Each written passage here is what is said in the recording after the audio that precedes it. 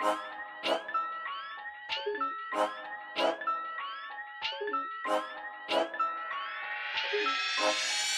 the plug I need 100 pigs. Now my shoebox got 100 G. I told my plug I need 100 pigs. Now my shoebox got 100 G. Told the plug I need 100 pigs. Now my shoebox got 100 G. I told my plug I need 100 pigs. Good afternoon. You're listening to Cannabis Corner on WNHHLP 103.5 FM. Broadcasting live from downtown New Haven. We are streaming live on TuneIn Radio and NewHavenIndependent.org. We're also streaming live video on Facebook Live. Just go to facebook.com/New Haven Independent or go to your Facebook page, look us up, and hit see first. We will also be, we also have a new Cannabis Corner Facebook. It is called Cannabis Corner New Haven. So please like our Facebook page. That would be great. Like it, follow it. Like it, follow it. Do something with it. Yeah. Whatever. So anyway, Uncle Lou, how are you today? I'm doing amazing, sir. Staying happy, healthy, and high. You know what I mean? They're good, sir. How's things on the farm? The farm is doing amazing. I'm quite glad with everything that's going on. Yeah. You know, today's we've got the plants doing everything. The hemp plants are doing their thing, and as they continue to do their thing, there's other things going on at the farm, like it's tomato and corn picking time. That's right. It's season. So we're working. If you want to be in agriculture, you guess you got to learn the whole thing of agriculture. Yeah. You know what I mean? So I figure picking corn and picking tomatoes. Today we picked tomatoes. So that was a good time. Nice. Yeah, nice, Uncle Lou. Very cool. Making salsa out of it? That one's going to be salsa, yeah. And then I like to throw feed a little bit of the hemp in the salsa. Yeah, and then I like to make sure that my my staff gets fed. So we do a little family meal after doing those type of things.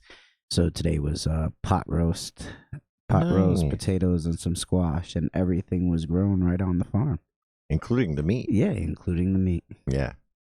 So that was pretty cool. I was pretty excited about that, and yeah, been doing a lot of that farming. You know, yeah, very cool, Lou. The tan is working well. You're looking good, man. Is it a farmer's tan? No, it is a farmer's. Well, I'm brown, so I don't know. Yeah, no, you can't really tell. Right. So that's good, man. That's good. We're coming up to harvest soon, right? Another month or so. Come up to harvest, and it'll be a good time. But, Excellent. Other than that, how are you doing, my brother? I'm doing good. I had a good weekend. I worked the Milford Oyster Festival. That's what I wanted Saturday. to hear about. It was good. It was very, very nice. A lot of people there. Mm-hmm. Got a lot of interest. You know, I'm not surprised, but I'm very happy with the different demographics of people who came by. Right. There were people who were actually older than me who were, you know, very for it. I really didn't get too many detractors this year. I mean, every year there's always somebody who wants to come up and, you know, try and argue with you and bother you. But this year there wasn't really, and if there was, I just shut them right down. Right. You know? And then, so other than that, because the Milford Oyster Festival is another mainstream style festival. Yes. It's nice that we have some representation there. I know coming up, I know at an event I was at this weekend, we were talking about Connecticut Normal being at the Boston Freedom Rally. Yes. So we know that that's already happening.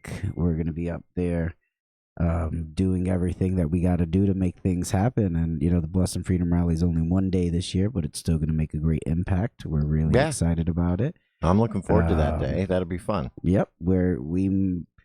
I'll be bouncing all over the green there that day, sometime with the Connecticut Normal booth, sometime with the Canna Create booth, which is Present Naturals, and Canna Create and Whip Out Farms. So we're a little being as synergistic as possible. And then there's a couple of the Massachusetts vendors because they have a 21 and over section. Right. Well, this is where Normal will be. Right. So in that Education Village 21 over section, that whole area is yep. And as you have your certification or from anywhere, you can go into Massachusetts and recreate the way that recreate the way that you choose to based upon the legal status of yourself. Realistically, right. There's still some. You'll get $100 controversy, ticket. Right, about public consumption. Oh yeah, you get $100 ticket, but then you take that and you put a safety pin onto your shirt and then say, "You got me already, guys." and keep on going for the day. I've gone to events where it's $100 cover, so be wary. you know. So guess what? This is $100 cover. They're gonna give you a ticket. You think they will? I think that they're gonna issue a good amount of tickets as this is how we have to generate revenue thing. Really? I think they are. The weed's not generating enough revenue for Massachusetts right now. Well, because because that's a different revenue sector. You know, the police need to get paid. The police department needs to make their money, and they generate their revenues through those tickets. And, you know, it gives them an operating budget. So if they say, all right, guys, you know, there's no way you're not going to see 10 people giving tickets. That are smoking weed, right? Right. So that's not necessarily saying, hey, you need to give 10 tickets, but it's like, I wonder if you probably will see 10 tickets apiece. What a scam. They probably make a mean? commission off of that.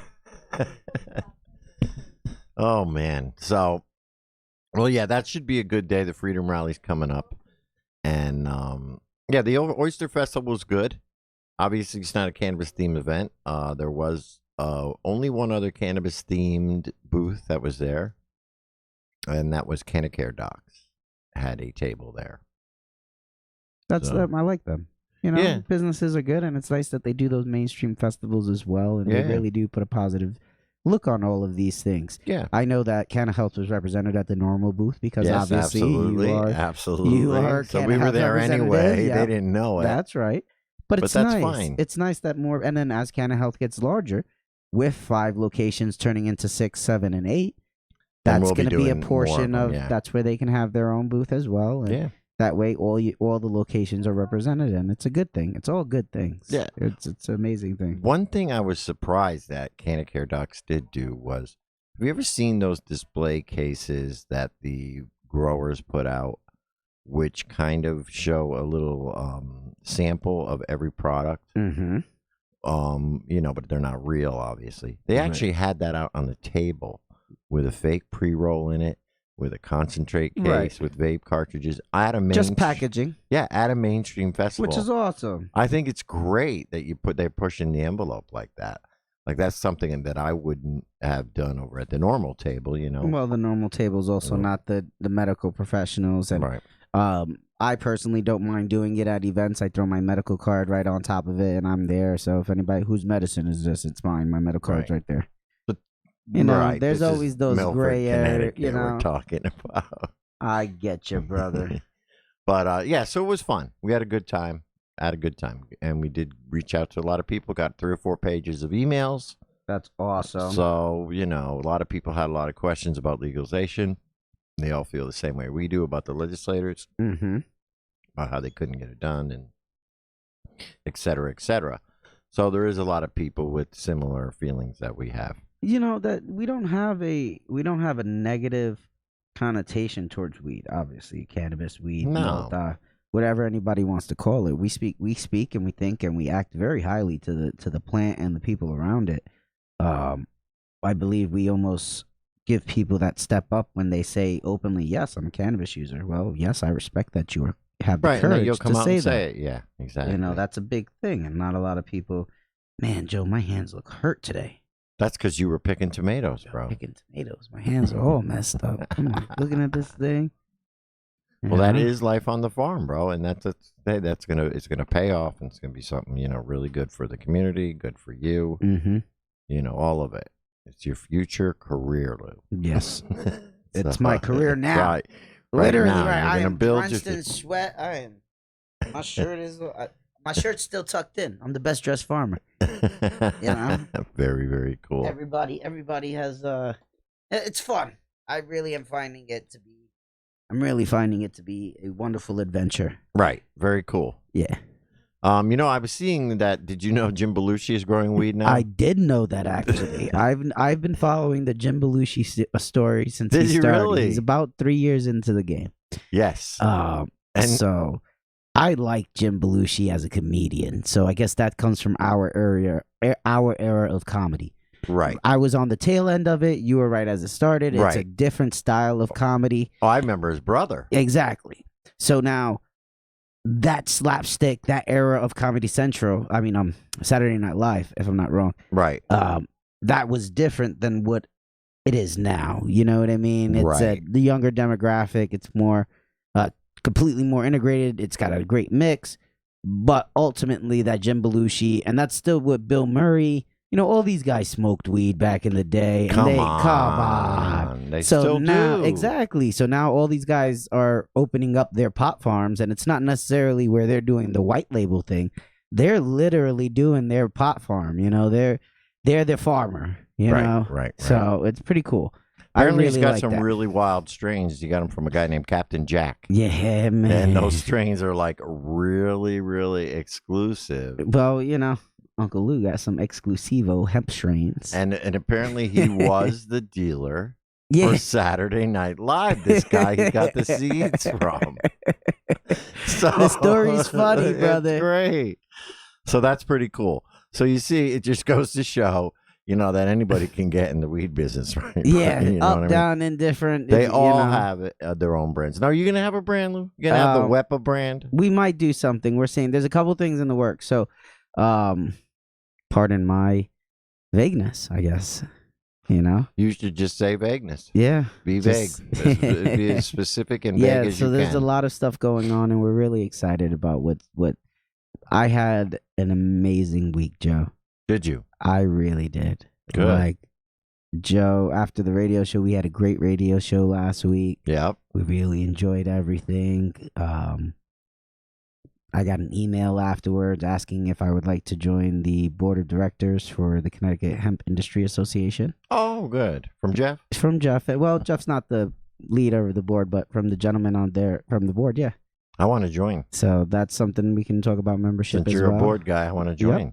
Yep. So Ricky Evans and myself were added to the board of directors. So there's a panel of 7 diverse. It's a very diverse panel of 7 as the board of directors, and then traveling down membership and everything. It's really exciting. So the Connecticut hemp industry is really going to push its way forward.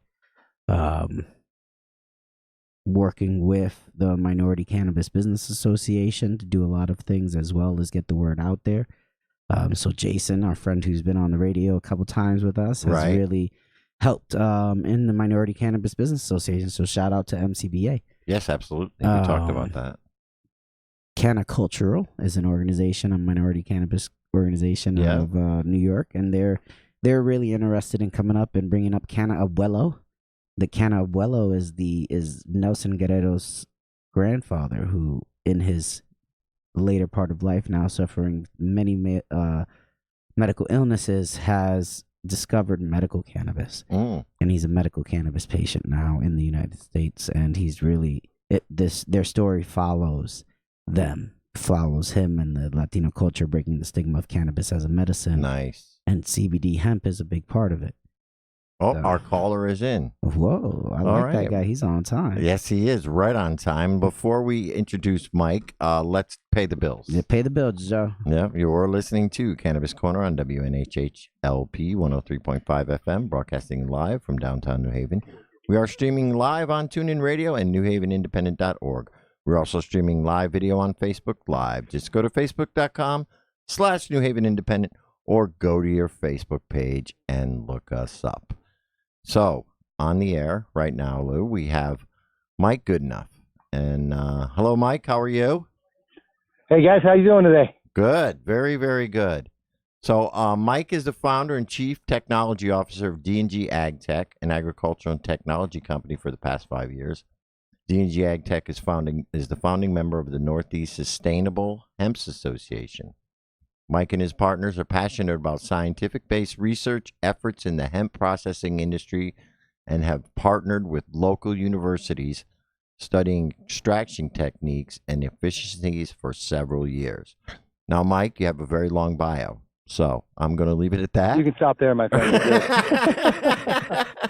Just a little background. Michael and I have known each other for a while now, and he is also, Lou, a hemp farmer up in the way up north part of the state, up by Yukon on the other side. And so, Mike, you are growing mainly indoors. Am I correct on that? Yes, sir. We do have a couple of acres that are outdoors, but the 40,000 square feet that we have going is all greenhouse. Yep. All right. Majority. Right. Very, very good. And you have crops growing, and you've already actually been able to send out some of your finished product, have you not? Yeah. Excitingly enough, we were able to get ahead of the curve because we were kind of greenhouse.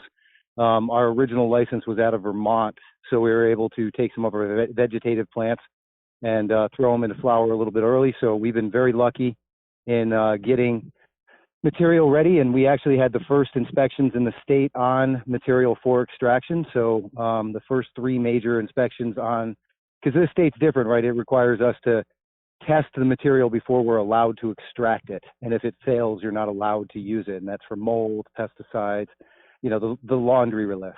So, Right. yeah, excitingly enough, we got the first 3 tests done on our material, and we're processing. But then that's what I wanted to talk to you about. Apparently, you have just started processing up there, and do you have one of the few hemp processing licenses in Connecticut? I did see some photos on social media of some new equipment that was being delivered to your farm. Tell us a little bit about that and what's going on with hemp processing now in the state of Connecticut, because that's something we've been lacking. Am I correct, Uncle Lou? I don't know about lacking, but okay. All right. Okay. Well, yeah. So, I mean, the hemp licenses, the manufacturing license of CBD oil, those licenses are different, right? We get those through the Department of Consumer Protection. Right. And along with that, there are new regulations on having your material tested. In fact, it's got to meet the equivalent of the highest quality, right? So it can't have any molds or any of the other variations in them. And then you obviously process it. We use ethanol and short path along with white film distillation. And yeah, our new systems just showed up excitingly. So we're able to do about 20 to 40 liters worth of material a day, around 440 pounds total on a daily basis. And so we're very excited with that capability that's in place. And of course, my team has been doing it in the biodiesel industry for about the past 20 years. So they're very well versed in the extraction process. But our DMARC was when the labs here in the state hadn't gone and done an inspection on any materials. It was the first. And in fact, it was kind of a learning experience, right, with these folks on how they were going to do their samples. They have to test 36 different points. So if you have 1,000 pounds, they're going to take 36 different samples from that total 1,000 pounds, no matter how many bags you have it in. They're going to mash it together, and then they're going to run tests on that result. And you have to wait. You can't process until it passes. How long does that process usually take? It took us about 10 days because one of them is a culture where it needs 5 days to potentially grow any of the molds or the spores. And so during that time, you have to wait. There's nothing you can do to expedite that. The unfortunate fact is if it fails, you're then in a really, really tough position. So you really need to have solid material if you're planning on dealing with that extraction, because if it fails, it's by DCP's regs needs to be destroyed. Right. And all right. And so how do you make sure that your product, your crop, it doesn't get mold? Let's say after you've already harvested it, storage is very, very important to this process. Am I correct? So there's a time period from harvest to when you actually test it to when you actually extract it. You said it took 10 days. How do you keep it, I would say fresh, I guess is the best word, between that time?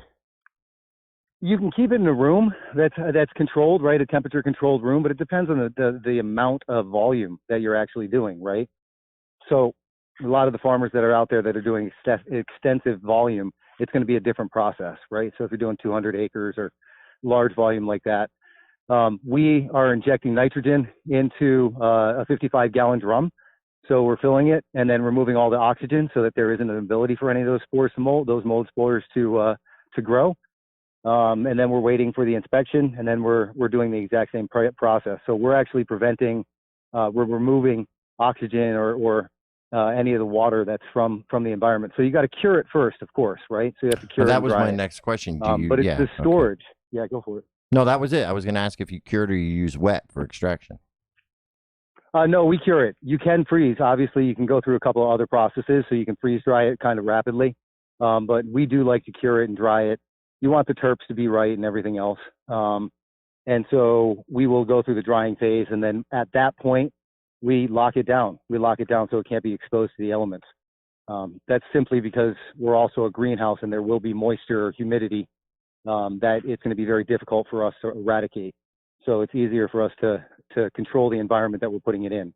So when you say lock it down, you actually put it in a vault or like a safe, something like that? We put it in our 55-gallon drums, and then we lock it down. We pull out the oxygen, put into the nitrogen value, and then we let it sit, and we leave it alone until it's time for extraction, which, quite frankly, will be rather rapid in my cycle. Right. Just because we have the ability to process more than we can grow. Right. Now, how many processors are actually in Connecticut at this point right now? I don't know a total number. I believe there was 5 total licenses. I know for sure we're the first getting inspected. So out of, I'm not exactly positive. I definitely know that I have some good competitors that are out there. But again, we're doing it with, vacuum pressure, ethanol, alcohol, and heat. We're not using anything else in that process. It's a full spectrum, beautiful living distillate. Very, very, very nice. And now other growers, let's say somebody like Lou, and he wants to get his stuff processed. Would he go to somebody like you? Unless he gets his own license, then he would do it himself. Well, yes, absolutely. Hey, Lou, how are you, buddy? It's good to hear your voice, by the way. How's it going? But yeah, absolutely. We'll any farmers that need help in getting their crop processed, any farmers that need help in drying and then processing, we even have trommels for trimming, so people don't have to deal with their own trimming. We, in fact, even invested in lab equipment that you can take out into the field to test for CBD and THC, so that you don't have to wait the 5 to 10 day turnaround that you might get from your lab. You can get it instantaneously within about 15 minutes, so that our farmers are going to be able to tell immediately when they need to harvest. They can push their boundaries, let's just say. Is that something that you're going to make available to other farmers too? Absolutely. Yep, hands down. Whether things get rented or not is a different story, but we definitely want to make that available. Now, we're not a lab testing, right? So in order to be a farmer or extraction, you can't be a lab. So We're not a lab. We have the equipment that can be used by some of our friendly farmers with the right simple education, and then they can test themselves. Ah, okay. So very good. So it's kind of like a way to skip over the actual process of having to take it to a lab and doing it yourself. Correct. You'll send it to a lab. Mm-hmm. But the difference is if I take a sample right now, mm-hmm. because my flowers are flowering and I only have a 10-week flower time in this one genetic, I have to be careful that my THC doesn't go too high at the end of it, right? So the end of the harvest. So if I take a sample and send it to the lab, and in the 10 days that it takes for that lab to send me back results, my harvest goes bad because it at that point converts too much THC, then I'm in trouble. So as a farmer, you want to be able to tell what that demarcation is, right? So at about 0.22% is at the point that I begin my harvesting time frame. I don't like to push it too far. Right. The reality is in order to hit that kind of margin, I have to be able to get test results. Now, we have to test 36 places out of our fields too. I can't afford to be sending a bunch of tests in to be tested, and I can't afford the time frame to have those come back. So for us, it became, well, how do we simplify this for ourselves and our fellow farmers? And we're out there, we're testing, we know when it's getting close. That's when we send in our final lab result. We pay the big money to the real lab. They give us our COA, and we're good to go. Very, very cool. So that's what Lou, you agree with that? Yeah, sorry about that. Yeah, 100%. It's kind of what we do. It's exactly what we do as well. We picked up that same package there, and the idea is that we would do is take the test kit out, pull the field, get our information, send out that same 36 point out to the lab at the same time, but we at least have some information beforehand. It's not official, but yes, sir. But at least we have that information. It's one of those, before I go to the probation officer, I'm going to buy an at-home drug kit just in case. So this is, that's what I was trying to get at. Will those Well, results be accepted? I think it's more I'm preparing for my test, and I'm not going to go in until I know my numbers are right. Exactly. And then when I'm good, well, I'll pass. Like and when them flying home colors, drug right? test So- strips. that you put Exactly. down. The strips you bought at PI. Okay, it's I the got one you go to CVS and pick up one of those drug tests. I think I'm clean. So I that's think a I didn't home- smoke enough. So it's more like, I get it now. I'm It's just like making the fun home analogy. field test. It's the home field test, but the results you still have to get from an official lab to Correct. send in It's the not Department of bypassing Ag. it, Okay, but it is an amazing tool to have. right. To help yourself. And Yeah. those tools are expensive. That's Oh, really the end result, right? So yes. originally it's kind of a co-op question. That's Should we why do the it with the farmers should co-op? all get together and help, share equipment. Well, you know, But organizing that oftentimes doesn't give you enough No. time, which is the reason that we went out and just bought the Yeah. thing, and we'll obviously offer it for use within our farmer community.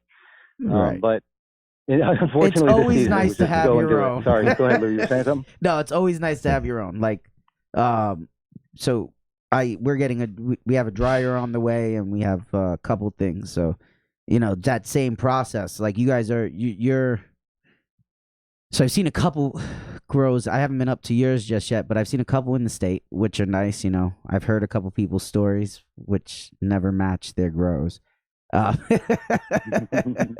had Lou's some. seen our place. He knows for sure. Oh yeah, it's a great. Yeah, no. What I mean more, not you. I had literally had somebody tell me I've got 5 acres of glass, and I come over and he's got 10 hoop houses. And he goes, "Yeah, we're growing boutique indoor." I walked over. I said, "Those sides roll up. That's not indoor." You know, Yeah. so this world is starting to get full of all of that. I've seen you guys. You guys have a great facility out there. That greenhouse is huge. Oh, thanks, man. You know what I mean? I can't wait to come up and take a walk through. But you guys have a great operation going on out there, and you've got some good, clean product coming out of it. It's nice, you know. Well, Thanks, man. I think the demand is actually, for CBD and for hemp in general is only going to grow. Yeah. So, I mean, there's Absolutely. plenty of room. I mean, Connecticut, what did we have? 60 growers and they're More gonna, now. Oh, yeah. Did they cap the licenses? So what I saw was that they're not going through as quickly as they were, but they didn't close it just yet. They didn't close it yet. No. And that's just for this year, right? So, you know, our licenses are good. No, it covers us 2020. Right. Actually, sorry to interrupt you. No, No, it you're goes perfect. until next You're year. perfect, Mike. Yeah. Chime in, please. Oh, so chime you in guys all got the time. you got next year out of this too. Yes. Oh, that's good. So, Mike, you know, you're going to probably pull 4 to 5 turns a year because of the way that you're set up, right? Yeah. Yeah. So they're going to be able to supply the demand. So, like, I'm an outdoor facility. Right. So the difference Mhm. between the way Mike is doing it and I'm doing it, I have 10 hoop houses. So those hoop houses, I have the sides rolled up. It is an outdoor. So if you're Basic. talking Yeah, I've regular seen it, cannabis, yeah. it's light depth. Ultimately, pardon me, it's that hoop house, outdoor greenhouse, and then I have fields outside, which is just rows of field. That's not the boutique bud. You Right. know what I mean? That's It's a just- biomass. It is a biomass. It's a different style of growing. It's a different product. It's a different price point. And what Mike has going on in the Connecticut system is going to be able to supply when I'm not supplying. Yeah. So when I'm not growing and my processing is out there, I'm spending that time now going to conferences, building up my farmland, working on my staff, doing those things. Well, in that greenhouse setting, you're actually able to continue your grows. Right. So that's what makes it advantageous. And then you don't have to have 10,000 plants going at one shot in one area. You're able to do 1,500 boutique plants and Every yield. month. Yep. Exactly, which is really nice. Yeah. You know, it's a lot easier to deal with 1,500, 3,000 plants than 10,000. than 10,000 in this field and 5,000 in the other field. And you know, those boutique buds indoor look really nice. You know, they look really, really nice, and they grow really well. And exactly what Mike said, when you extract them, the extraction process that he's got going on with the ethanol and the heat, it's just a simple extraction, maintains those terps. You know, I would say it's more of a concentrate than a distillate, but yeah, it gives it. No, I mean it's pure 98%. Oh, very dope. You know, and then That thing you is got- rocking up. That's my favorite. That's What's awesome. that? I said that's so so anything over 60%, as we all know, starts to solidify a little bit, and when you get up to that 90, that gets that really nice like consistency for the CBD distillate. It's one of my favorite. It's like honey. Yeah, it's a like little thicker than honey, but it's nice. It's really yeah. nice. That's awesome, man. That's really awesome. It crystallizes too. I mean, it's Yeah. unreal. You know, within a 20 to 30 day time frame, it'll be pure crystallization. Yeah, and it at that looks like point. diamonds. Not in isolate format. Yeah, Still and an oil-based crystallization. But That's it's, awesome. You know, still living matter. Nice. Yeah, that's that full spectrum. Full spectrum. Yeah, buddy. That's an awesome thing, and we do. You know, it's a good. Well, the thing. cool thing is, as a farmer, right? We're going to be harvesting all of this mass Mhm. and holding on to it for a year, controlling it for a year. You can do that to your top crown. You can do Mhm. that to your good top end stuff. 100%. However, for the rest of the stuff, yeah, it's very difficult to pay for all those additional costs. Convert it. yeah, Convert it to oil, store your Yep. oil. It then takes my wholesale, my warehouse facility from being warehouses to being a vault, exactly. right? And so from our farmers' perspective, there will always be people that are buying some type of distillate, they want the pure oil. So if you want to sit on your gold for a little while, have it converted, throw it in your safe, and wait for the market. Oh yeah, Right? yeah. You're 100. You're hitting the nail right on the head there. And yeah, there's nothing else you can Convert really, it right away. So that way, yeah, it's easily stored. You can store it for a year. For whereas you don't have storage plant. option, yeah. Right. Yeah. You can't Yeah. store plant. live Convert a plant. percentage. Keep a percentage Yeah. to play the market on the flower side. As the winters come, the value goes a little higher, right? This And is then true. at the same time, convert a percentage of it, and then leave another percent for other business that comes around. There's a lot of people breaking into brand new layers of industry right now and wanting to come up with brand new products. And so it just gives you the ability to diversify. Mhm. That's all. Ooh, what is that? A test of the emergency. Is that you, Mike, broadcast or- system. Oh, that's somebody calling in Oh. on the other line. Oh, Well, it's we're all not right. going to answer them. That's Too okay. bad. To go to So- voicemail. Mike, I have a question for you because we got one in on the internet here. It says, ask if you can stop the curing process with a type of gas in a sealed container. So I guess I think- maybe you said as you inject the nitrogen, that's kind of what it's doing. It's starting to put a halt on the curing process, or does the curing process Correct. continue? It's just putting a hold on the process Yeah. completely. You still got to keep it at the right temperatures and everything, right? But Yes. what you're doing is you're removing the oxygen and everything else associated to it. So anything that needs oxygen to grow or to intensify, any type of mold that might already be on it or small, this state allows you to have a small amount of mold. But that small amount that they actually let you have is so ridiculously low that we should actually, as farmers, be fighting to have it raised, Right. quite frankly. Right. It could fall. You could literally have the tiniest speck on your shirt when you're doing the testing, and or when you're actually packaging the material, and it falls in, and that happens to be collected with the rest of the sample, and boom, Oh, you're bad. the right? entire batch. That's the worst part because as you know, as we do this, they batch it out. If Mike gets in 1,000 pounds, then they test it, and they just happen to grab the 36 One little worst couple spores, right? the 36 worst buds in the entire package. It's not about that little sample set. They're literally telling us to destroy the entire thing, and that's a big thing. Yeah. Now You can get it retested, right? so you can go through separation and removal of certain parts, and you can, but again, what this does is it kind of pauses time, and it just removes the oxygen from anything that's going to be wanting to feed off of it. And this is the same thing you put into your tires, right? This is the same thing that they put into, certain cigars when they sell. It's just meant as a pause. That's all. Mhm. So it doesn't affect the quality or the CBD levels or No. anything in the bud? No. No. Okay. So that's a Nope. good trick for people to know. You got to take out the oxygen and put in nitrogen. So very, very good. I have a question for both of you guys. I've seen a trend in other states, especially Massachusetts, but I think other states are going to start doing it as to where they want to keep the hemp industry within the state. So right now, the federal bill allows for interstate transport. However, the states are allowed to regulate in the way they want. Do you see Connecticut going that way to where all the hemp and CBD products sold in the state need to be grown and manufactured in the state? And is that something you guys would be for? Because Go you could ahead, still Mike. export to other states All right. that accepted it. Yeah. Yeah, so I would say no and no, right? So Right. no, I don't see them going that direction. What I see them saying is in order to sell CBD in this state, you have to have a license, even if it's only a $25 license. Right. You still have to be registered in the state. I see them allowing us to definitely look. In my opinion, we break the landlock of what's happened in the northern states, quite frankly.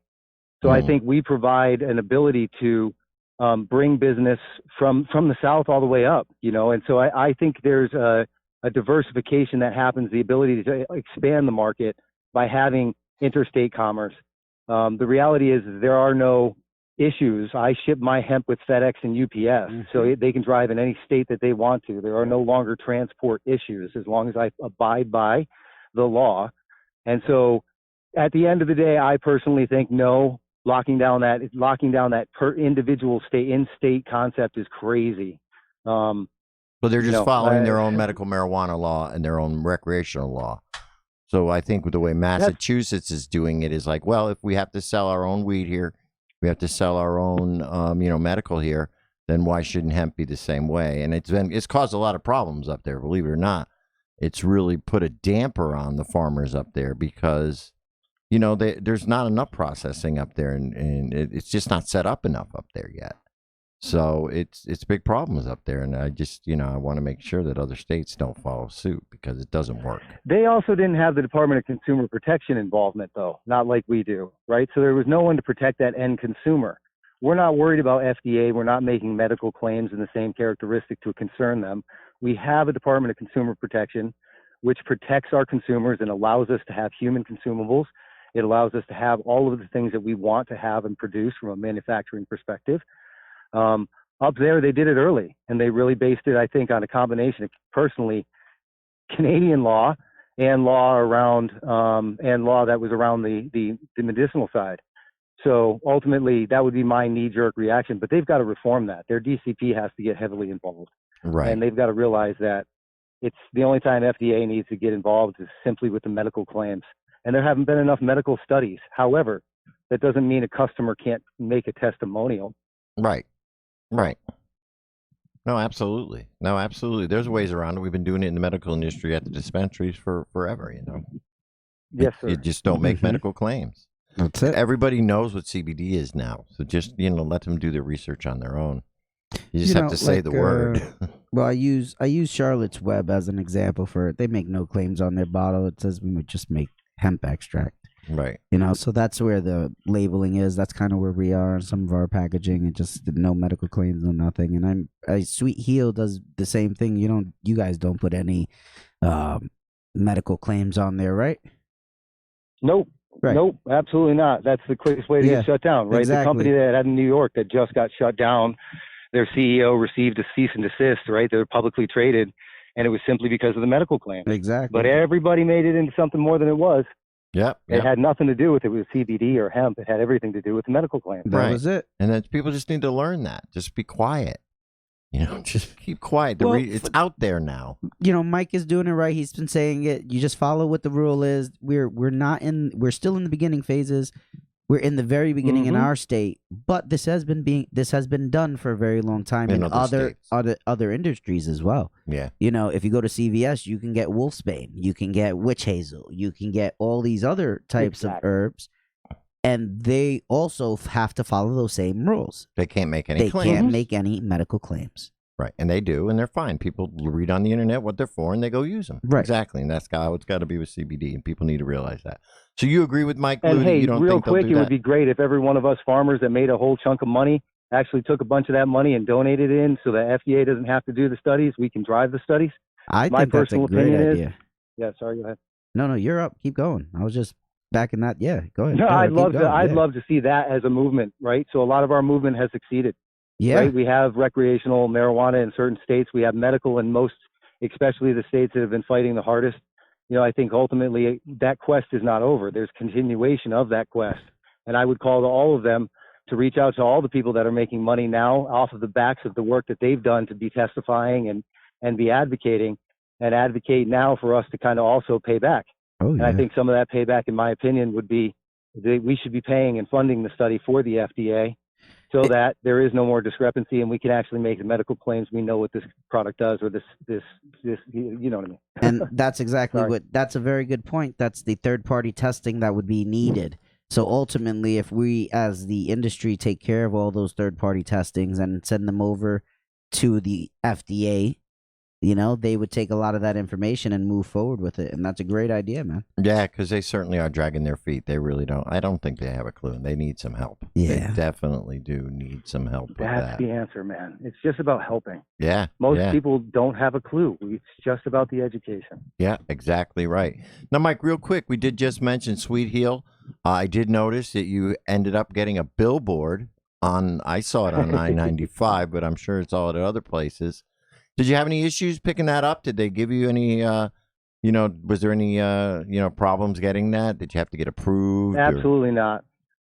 So you, Nope. Even with the word CBD, I think the only restriction was not having an actual hemp-based plant on the picture. So I think outside of that, we were wide open. Out front, which is the organization that we worked with, was really wonderful in getting things done. Didn't necessarily have the result that I was expecting, but I think that's because of my own marketing, right? I think we could have changed that to be a little bit different. It had lots of great impressions. We had lots of people contact us. We have had people showing up at the farm to get a walkthrough and an education. So it definitely had an impact to the community for sure. I think it's the first iteration of it. Right. So we got some more work to do. I think my next billboard will be the team standing in front of the extraction machine with a liter of gold in their hand smiling. There you go.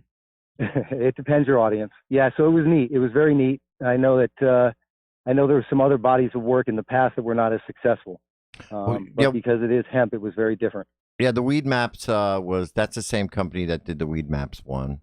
And, it is. The billboards are hit or miss, but I think it's good because it shows, the other people in the industry that it's possible. So, in other words, I see that and I say, maybe someday I can do my coffee on a billboard, because if Mike can do it, then I can do it. You know what I mean? And then so maybe other people will start thinking that. You lead the way to have more billboards with cannabis-themed product or hemp-based products. So, it's always good to kind of push the envelope, experiment with that stuff a little bit, even if it doesn't give you the greatest results.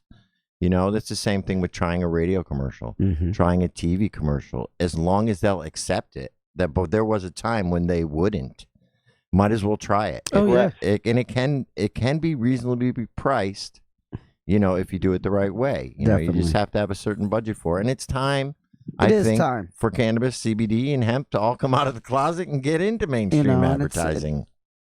You're 100% right about that, man.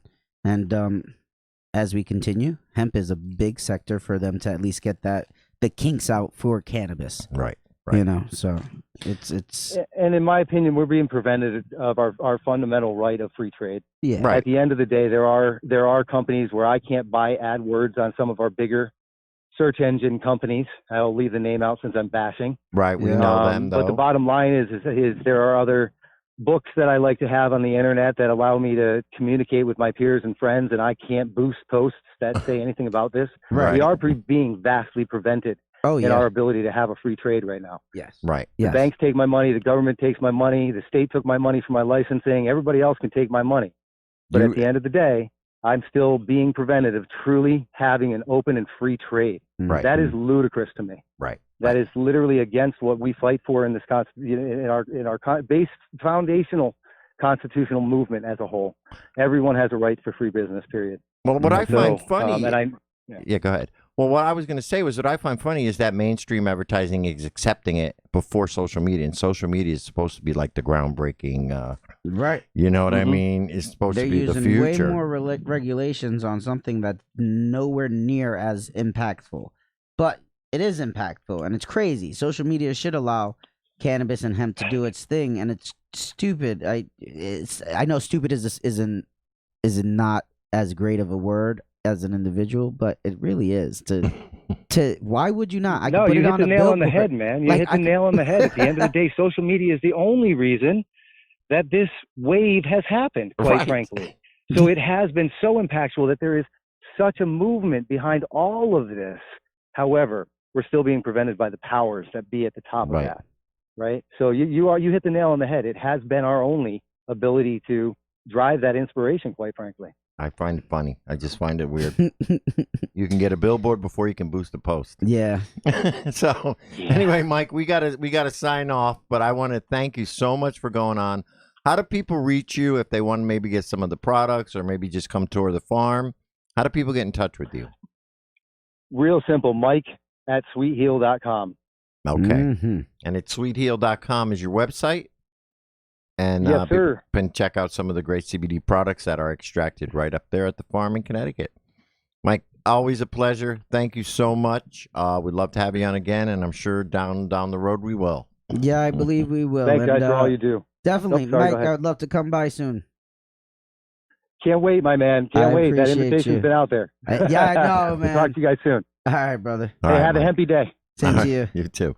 All right, real quick, you're listening to Cannabis Corner on WNHHLP 103.5 FM, broadcasting live from downtown New Haven. We are streaming live on TuneIn Radio and NewHavenIndependent.org. We are also streaming live video on Facebook Live. Just go to facebook.com/New Haven Independent or go to your Facebook page and look us up. Lou, that was really informative. I like having Mike on because he always just gives out good information Oh, yes. for everybody to hear. And I always learn something when he's on. So that was very good. Thank you, Mike. And we always will appreciate you coming on. Each and every time. Every time. So anyway, what's going on in the state this month? Not a heck of a lot. The next week is the Connecticut Normal Meeting on Wednesday the 21st. It'll be at the Cellar on Treadwell. It'll probably start about 7:30 this week rather than 7 because I'm going to be late. Mm-hmm. And then at the end of the month, we have Gene Traders. That is going to be up in Plymouth, Mass. We talked about that last week, and that is going to be from 12 to 4. And that is an event where you can learn all about genetics and both hemp and cannabis. That's right. So it's very, very good. So that's really what's going on this month. Next month, we got the Freedom Rally coming up and the Cannabis Conference, Connecticut Conference. We'll probably be talking about them, in the coming A up whole weeks. lot of stuff coming up, so we're going to make sure we talk about that a Yeah. lot. Want to thank everybody for tuning in. Check us out, Cannabis Corner Facebook, Cannabis Corner New Haven, and we'll see you all next week. Stay happy, healthy, and high, right? Stay happy, healthy, and high. All right, man. Have a great week, everybody. Thank you. Bye-bye.